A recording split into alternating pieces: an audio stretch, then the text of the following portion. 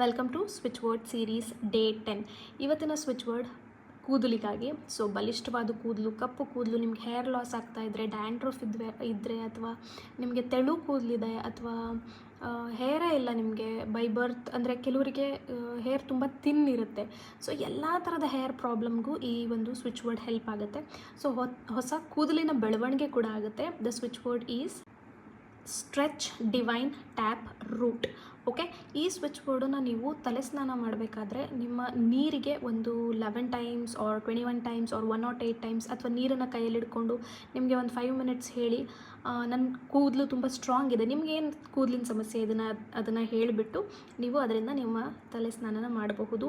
ಅಥವಾ ಪ್ರತಿದಿನ ಒಂದು 5-10 ಮಿನಿಟ್ಸ್ ಚಾಂಟ್ ಕೂಡ ಮಾಡಬಹುದು. ಮತ್ತು ನಿಮ್ಮ ಕೂಂಬು ಮೇಲೆ, ಅಂದರೆ ನೀವು ತಲೆ ಏನು ಬಾಚ್ತಿರಲ್ಲ ಆ ಕೂಂಬು ಮೇಲೆ ಮಾರ್ಕರ್ ಪೆನ್ನಿಂದ ಇದನ್ನು ಬರೆದು ತಲೆ ಬಾಚಬಹುದು. Thank you.